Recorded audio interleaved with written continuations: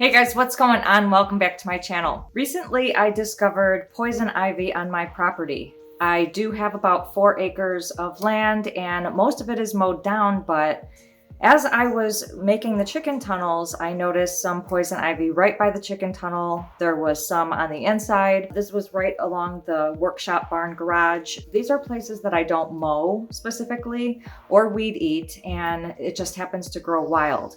They're also found within the tree rings around the property. So this made me start to look further into poison ivy, what it was about, how to get rid of it if you do get the rash. And I also purchased a few things from Amazon in order to make my guests stay more comfortable here, just in case they do come across this poison ivy. So I did get a pack of 50 of these 4x6 signs. And what I've decided to do is make little poison ivy signs. You probably can't see it correctly because I've got the camera turned around, but I did print out some stickers of the poison ivy itself, and then I wrote poison ivy.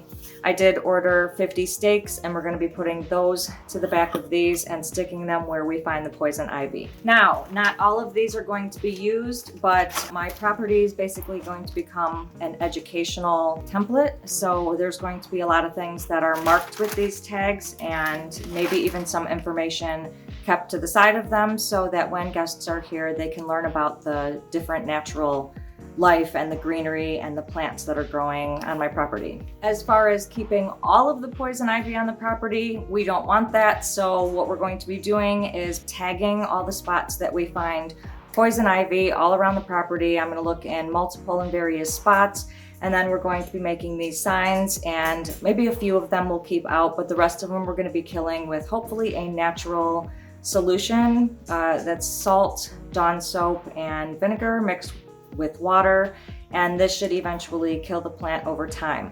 You can also cut it at the bottom and put some solution over it so that it kills the root. Okay, so I am going to be starting by the chicken coop, and the reason I'm doing this is because this is the area that I allow guests to come over to the most often, and I tell them that they can pick the greens off the ground and feed those to the chickens rather than giving them food scraps or human food. So I mention in my listing that you can go ahead and pick the green stuff on the ground and give it to them. The other day, I did notice that there was some poison ivy by the chicken tunnels, so that made me look all around the chicken coop, and sure enough, I did find some in the mulch pile. It is covered up as if it is a mulch pile, and weeds aren't supposed to be growing through there, but we're going to take care of that today. I did bring out these sticks. We're going to be marking all the sections that have poison ivy, and then I'm going to either kill the stuff or keep some around for educational purposes. This is the mulch pile right here, and I have not stirred it up for a while, so there are weeds that have been growing through. This is where the poison ivy is at. It's right next to this grave thing here. So we're going to be marking that, probably ripping that out of there and getting rid of it. But for now, you want to make sure that when you do see this poison ivy, you see like these leaves of 3. They have these like 3 little weird leaves that come out, and that's how I've been noticing that it's poison ivy.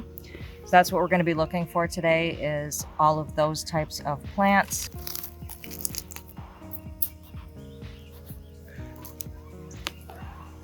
This is another area that I basically leave alone. The guests aren't really going to have to do anything in here, but I did notice that there is poison ivy right there. All of that is poison ivy. So we're going to be marking that.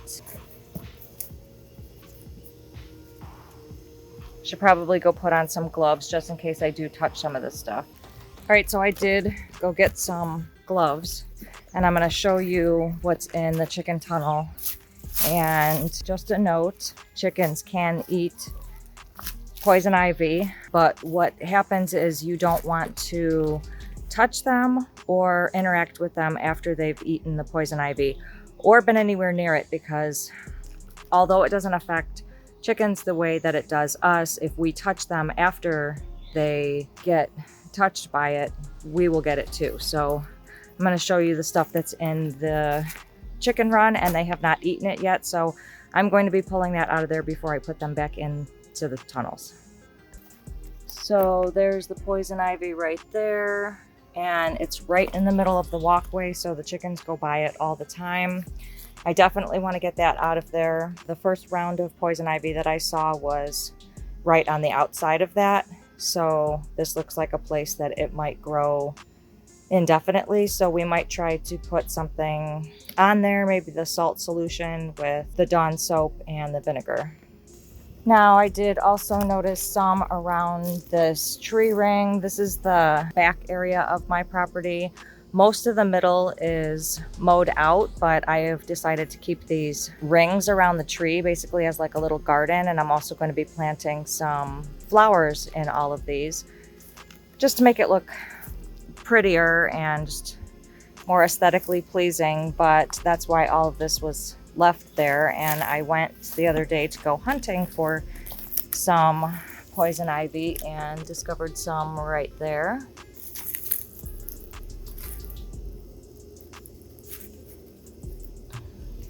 I should be using my other hand because it's the one with the glove on it. Around the next tree, again, guests aren't really going to be back here too much, but the chicken tunnels are back here just in case they want to come over here and be in this area. But that's where there's a lot of this stuff that kind of grows wild. Along here, which are these wood piles that I leave for guests, I inform them to be careful around these too, because I can't get the weed eater in a lot of those, and it ends up growing all these weeds around the wood piles. So we've got to check those really carefully because there's going to be hands in there getting the wood. Okay, looking around this wood pile, it looks pretty good. This tree ring also looks pretty good as far as I can see. These are also wood piles that the guests can use, and it's kind of really hard to get back here with the mower or the weed eater because it's just a mess right now. I've got to clean this up. Same with this area.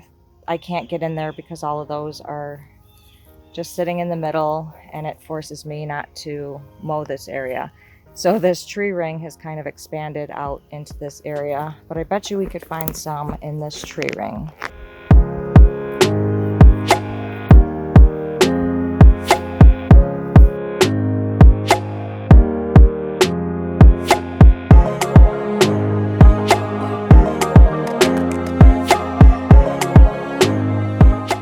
So we had a good 4 sticks put in that tree. This stuff is growing wild everywhere, but thank goodness I'm keeping it contained around the trees as much as I can and weed eating everything else that I can.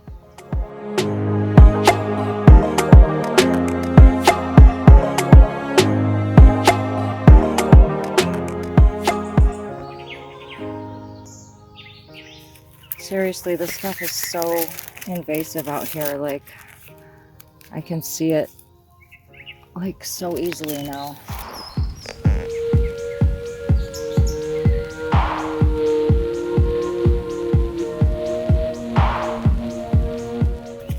I cannot believe how this stuff is everywhere. It's all over. That's right here, right there, right there, right there, right there, back there. Oh my goodness.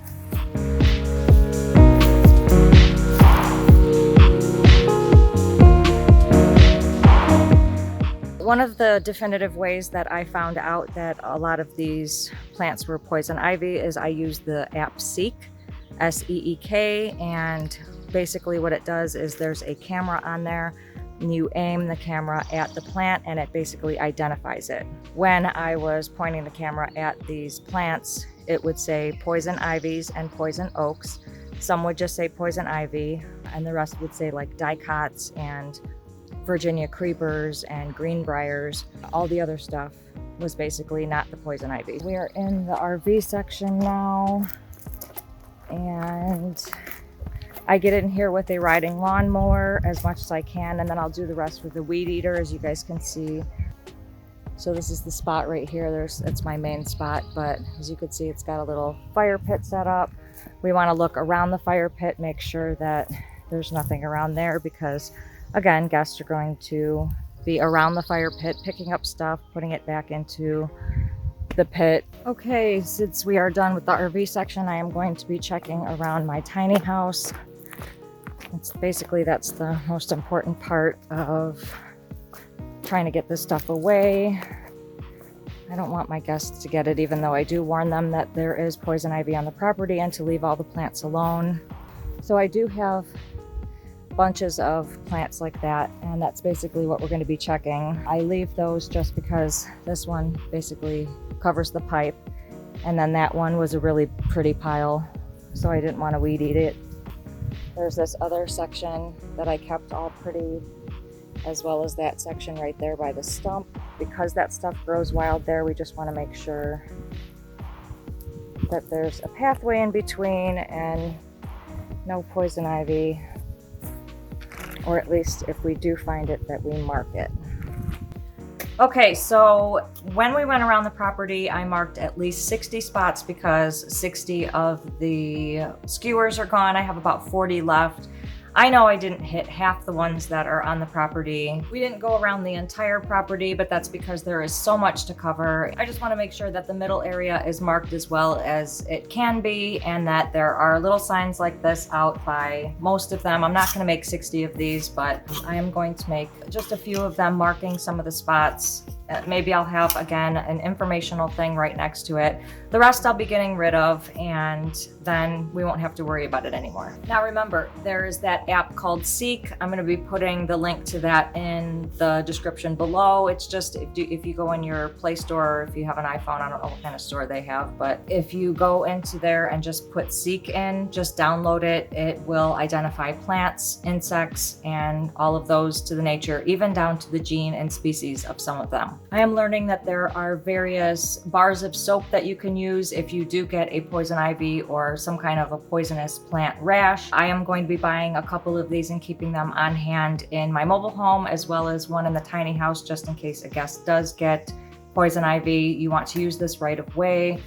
Poison ivy rash is caused by an allergic reaction to an oily resin called urushiol. This oily resin is in the leaves, stems, roots of the poison ivy, poison oak, and poison sumac.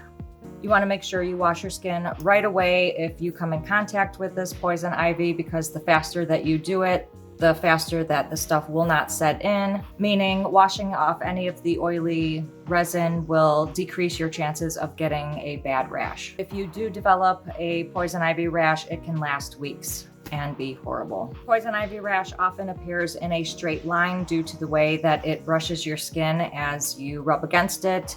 And if it touches any of your clothes or anything else, the rash could spread. You can also transfer the oil to other parts of your body with your fingers. The reaction usually happens 12 to 48 hours after you touch the stuff and could last up to 3 or 4 weeks. The symptoms include redness, itching, swelling, and blisters. You want to make sure you see your doctor if the reaction is severe or widespread, if your skin continues to swell, if the rash affects your eyes, your mouth, or your genitals, if blisters are oozing pus, if you develop a fever greater than 100 degrees Fahrenheit, or the rash doesn't get better within a few weeks. You'll also want to seek emergency attention right away in case you burn the poison ivy leaves that you just pulled. If you inhale that smoke and you start having difficulty breathing, that can also affect you. The severity of the rash you get depends on the amount of urushiol, that resin that gets on your skin. They say that using glyphosate on these poison ivy plants will kill them. Personally, I don't want to use anything like that because that is the stuff that is found in most widely used herbicides, and including, say, Roundup and things of that nature. I don't want to use any of that on my properties. I did some research on Google and come to find out you can use salt, Dawn dish soap, and vinegar, mix that in with a bunch of water, and put this over your poison ivy plants. In time, it will kill them. You can go a step further and put on some gloves and cut them off at the root and then apply some of that spray on it to try to kill the root so it doesn't grow back again. This is all so new to me, living on my own land and finding all of this crazy poison ivy on my land. I did not expect that at all, but it is a learning experience, so I'd love to share that with you guys. If you guys enjoyed this video, please give it a big thumbs up and don't forget to hit that subscribe button below and click the notifications bell so you can receive a notification each time I post a new video, which is every Sunday. Thank you guys so much for watching. I will see you in the next video. These 4x6 signs, don't put that. They have these like weird little 3 ringlet things. Don't put that. Yeah, as you can see here, almost all of these, don't put that. I want to make sure that the middle area is marked, don't put that. I did some research on Amazon, don't put that. Now, something to note, poison ivy rash is caused by a don't put that. This poison ivy plant called Eurythral, don't put that. Poison ivy rash, you can also transport, don't put that. Symptoms include,